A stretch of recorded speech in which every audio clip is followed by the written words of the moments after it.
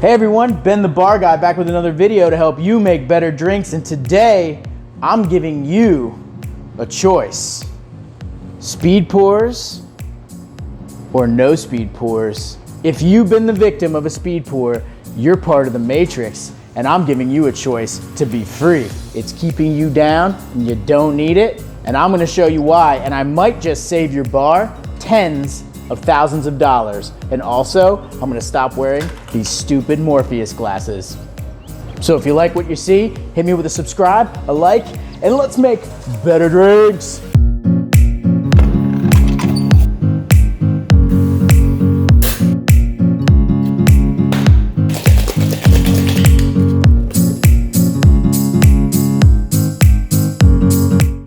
So the trick here today is that we are going to time pours with the speed pour.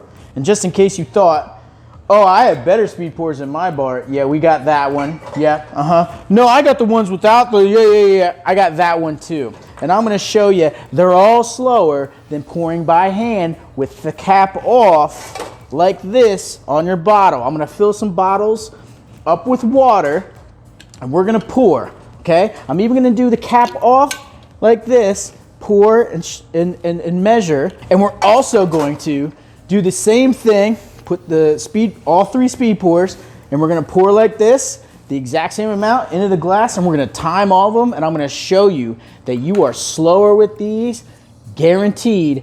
And the problem with that is that if you're getting slowed down even a second or two or three every pour, you are devastating not only your bartender income, because you could be pouring more drinks faster and making more tips over the course of your work shift, but also you're costing your business thousands of dollars. Your owners of your business and your managers would make their bottom lines look way better if they just got rid of these. So let's get started.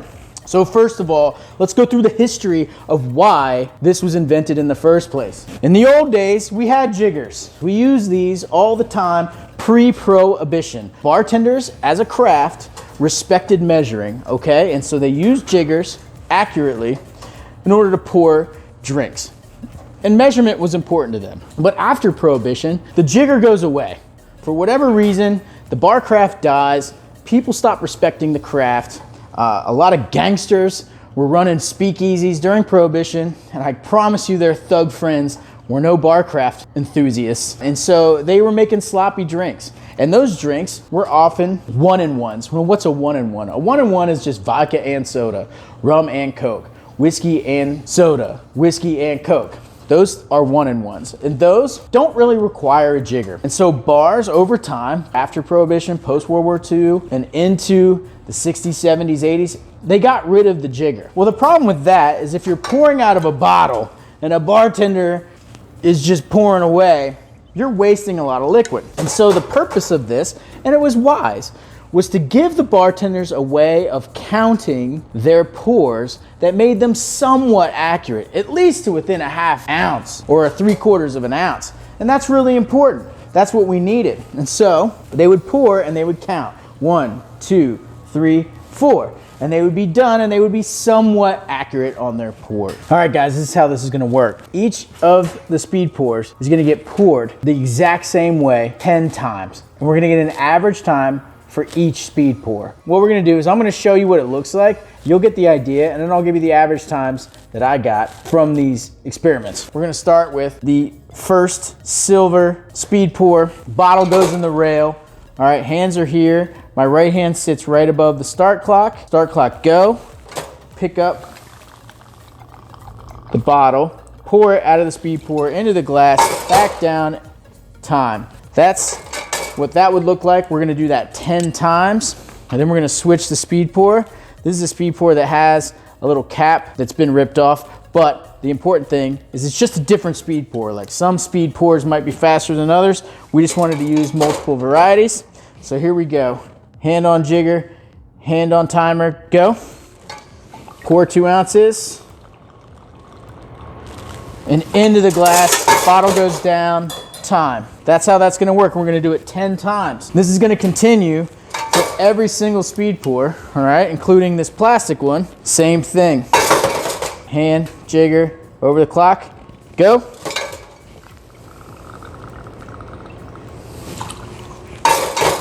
time. Then we're gonna go from the speed pours to cap on. All right, it's gonna look like this. Same method. Time, go. Cap off, pour. Down, time. It's gonna keep going like this, and you'll notice that I had to use a different technique. I don't know if you noticed, when I had a speed pour, this is a different bottle, but imagine a speed pour in here. I was pouring with my left hand, okay, into the glass. But as soon as I switched to taking the cap off, the method needs you to pick up and use that hand you picked up the bottle. So now I'm jiggering with my right hand. So there's a different process to picking up a bottle with the cap on than there is with a speed pour. Then the last experiment will be caps off, okay? It's off.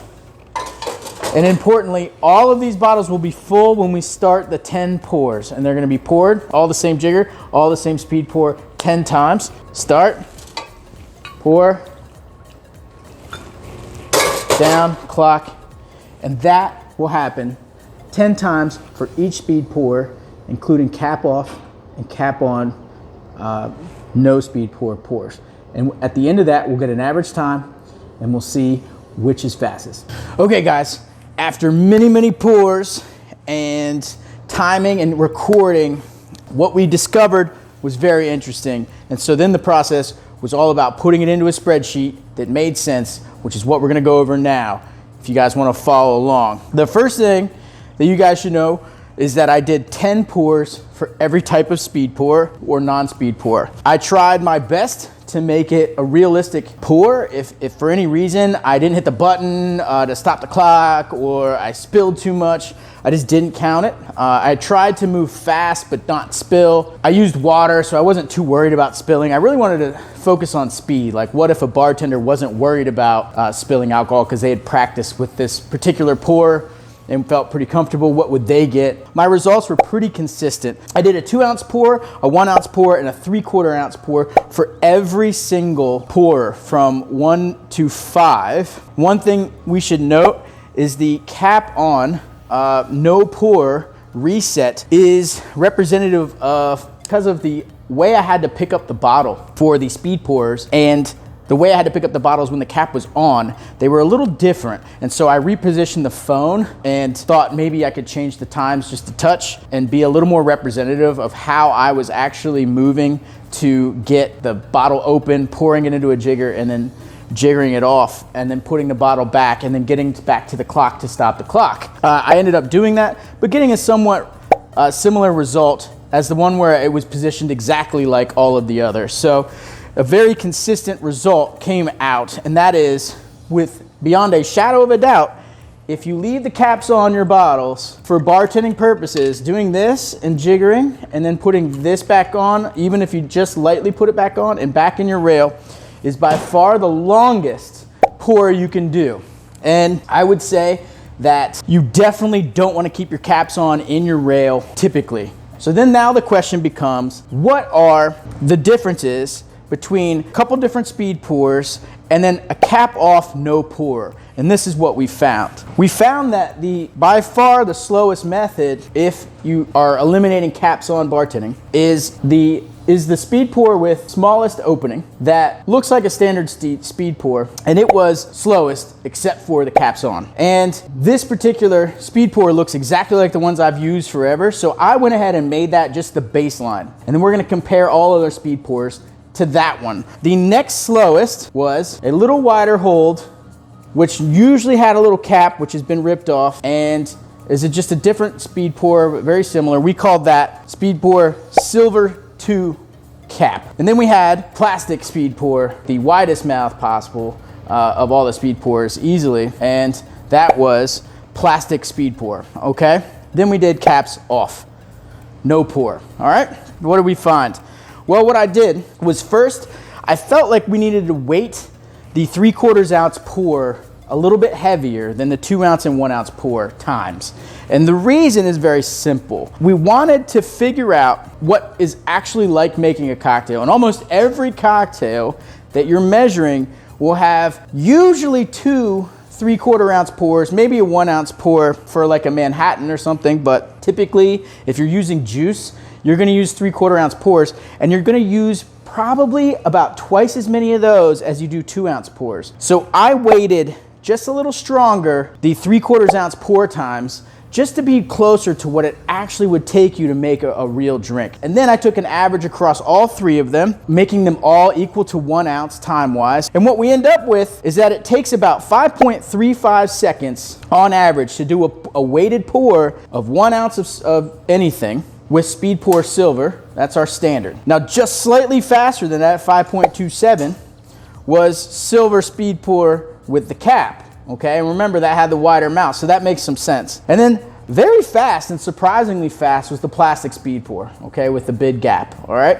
That actually performed pretty well and almost, but not quite, as you'll see, as well as caps off bartending. And what we found is that the caps off bartending method, as far as measuring, is the fastest at 4.80 weighted seconds per ounce pour time. What's all that mean? Here's where we get into the assumptions that we're gonna take. These are the independent variables. The dependent variable is which one of these is the fastest, and then what's that mean for financially for bars and bartenders down the line. The independent variables are what we think in a typical night a bartender does or can make as far as cocktails go, how many hours they work, how many shifts per week they work. Those independent variables, you can switch around if you want. And the way I made the spreadsheet was so that we could absolutely do that if we want. Drinks made per shift by the pour. I made the standard with this pour 200 drinks in a shift. I called the shift 8 hours, and I said that each bartender basically can make 200 drinks in an 8-hour shift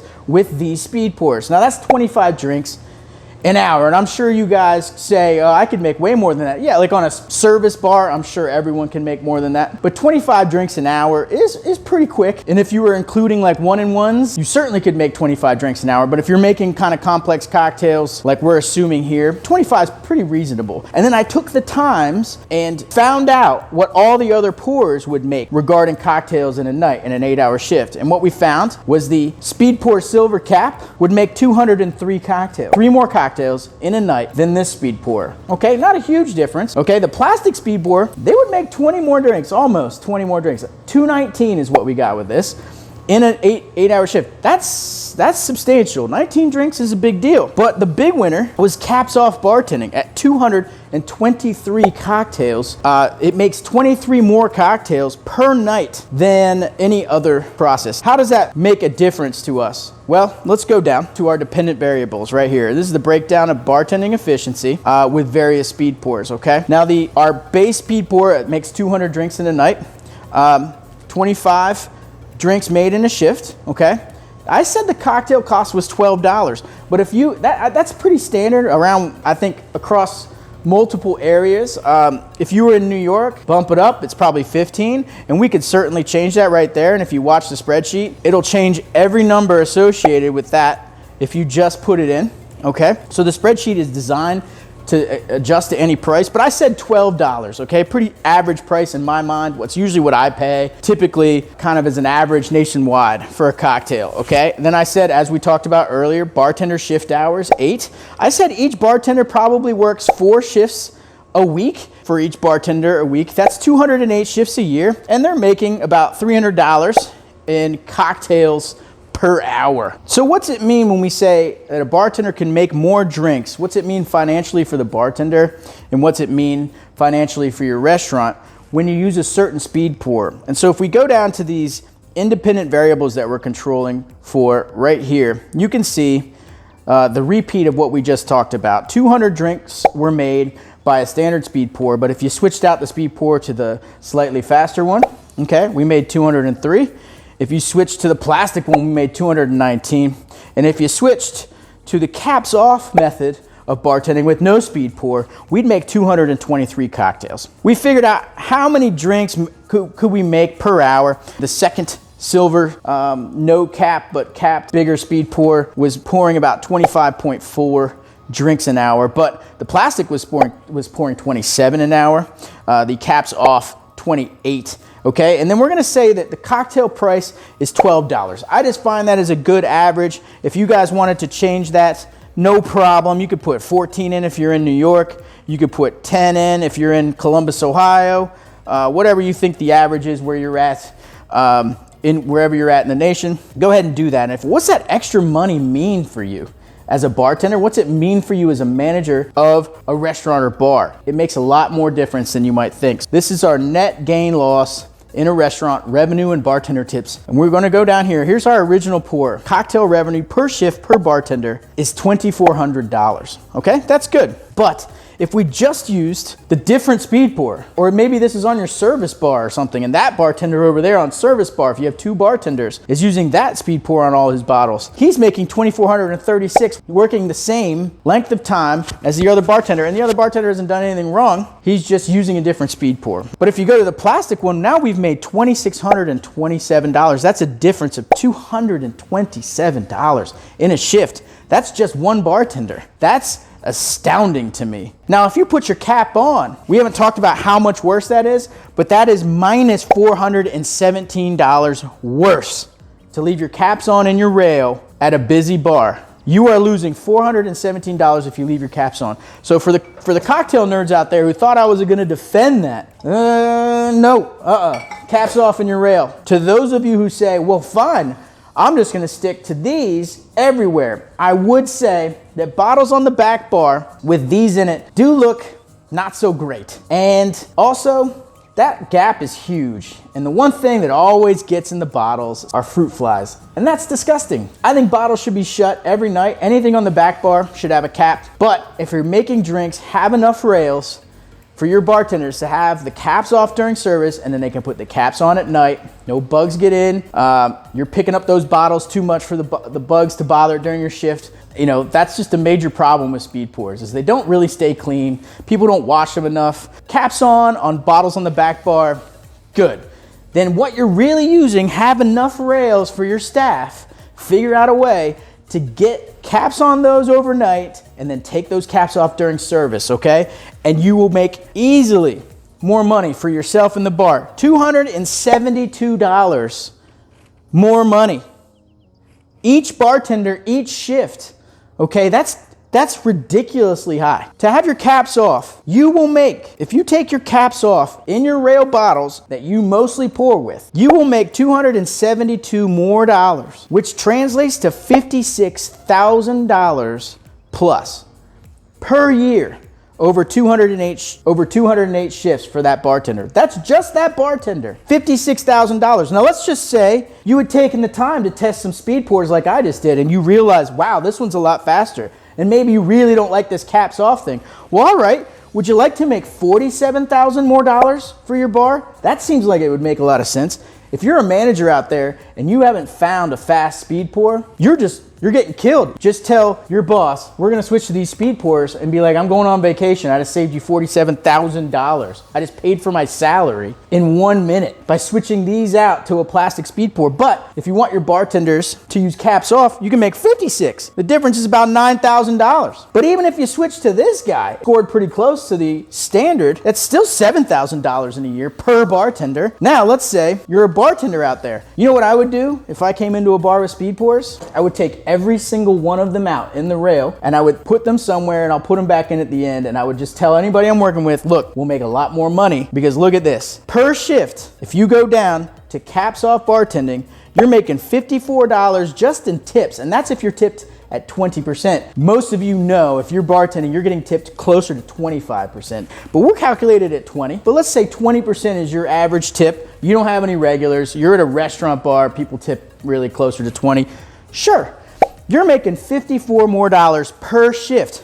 What's that translate to over the course of the entire year? How about $11,000 more in income just for you by being absolutely obstinate and refusing to use these at all and learning how to pour without a cap. Taking your caps off at the beginning of your shift, putting them back on at the end of the night will make you $11,000. How about you're a speed pour dependent, you don't want to learn how to do caps off bartending, you're not a believer. Fine, go out and find these plastic speed pours. Guess what you just made yourself? $9,448. $9,448 extra income. And even then, if you find them, maybe you don't want to go out and buy plastics, but hey, they have these. or something with wider mouths, just go switch them out at the beginning of your shift. You'll still make $1,500 more. That's 2 rents in some places in the country. That's an astounding difference. And I think people underestimate the impact of figuring out how to make your bartenders efficient. It's so important to just use your mind. Take the time to do what I did and just study the craft enough to understand if I make my bartenders just this much faster, they will be so much more profitable if they're at a busy bar, okay? But even if you're not at a busy bar, it will make a difference. Even if you're making 100 cocktails a night, well, that's still $500 you're making extra a year. And you also will have time to take care of your guests. Even if you're at a slower bar, a more relaxed bar, you'll have more time to take care of your guests if you just don't make drinks all the time. And you don't have to focus on pouring so much because it takes you less time to do it. It's just a mechanical device that has been controlling your income. It has been putting you in the matrix. Unplug from the matrix. Let's go back to the manager's perspective for just a second. One more thing I want to show you. If you're a manager, you want to tell somebody you're ready for a raise, you want to go tell your owners, hey, if I told you I could save you $112,000 if you just let me do one thing, that owner should understand what you're saying. You're telling him that you're going to put $112,000 in his pocket in 5 minutes. There's $112,000. Cap off, no pour. You have 2 bartenders working a night. Most bars do. 2 bartenders working a night, 8-hour shift, busy. They're making 400 drinks in this scenario. That's $112,000 in your owner's pockets. You just paid for your salary, I would think, if you're a manager out there. That's amazing. And all you did was watch this video and institute a little more think in your management technique and your management style. I think that's just such a no-brainer. The very worst, go find yourself a quicker speed pour if your bartenders are insistent on using them, but unplug from the matrix, please. Okay, let's do another little example. Let's say we want to change our drink minimum to, I think my bartenders only make about 100 drinks a day. Okay, well that's cool. At Reliable Tavern, honestly, I think on most days my bartenders don't even make 50 drinks. Let's go to 100 drinks. What if your bar's a little slower? Fine, let's see what difference it makes. The difference to just using this plastic, okay, is $114 per shift for the bar.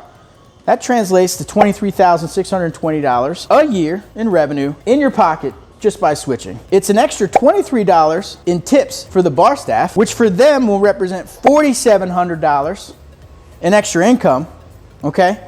Then, if you have 2 bartenders working, that's $47,000 saved for the restaurant. That's profound. Well, let's say you go to Caps Off, you teach your bartenders that method. Well, now you're making $136 per bartender per shift. You're making $28,000 a year more for your bar. You're making $27 a night more for your bartenders, which translates for each of them to make $5,600 more a year in salary. That is a 10% raise for most bartenders. I'm telling you that right now. 10% raise by just getting rid of your speed pours. And of course, if you have 2 bartenders, you just saved your bar $56,000. Yet again, I cannot tell you how important it is to get rid of speed pours or find a fast speed pour. It makes a difference in your bottom line. So here's the deal. If you want a copy of this spreadsheet, it works, it's easy. You can take it straight to your boss. You can show him what's up. If you want to email me at benthebarguy@gmail.com, $10, you can have the spreadsheet. I'll send you a copy, $10. We'll figure out how to Venmo me via email. You can Venmo me $10. I'll send you your shared copy of the spreadsheet. That's all it takes. That's all it takes. And I will give you this spreadsheet. That's this video, guys. All about speed pours, unplug from the matrix, okay? I love you guys, and as always, to better drinks. Love you, mean it. Hey everyone, thanks for watching the video, and as always, gotta give some props and love to Reliable Tavern, my employer for the last 4 years where I've been running the bar, and these guys are what make these videos possible. If you like these videos, and you want them to keep on rolling, I appreciate the support. You can hit me with a like, subscribe button over here, or some video recommendations over here, all of which will keep these coming. I appreciate you guys. And like always, to better drinks, Nux, beer mug, daiquiri. Love you, mean it.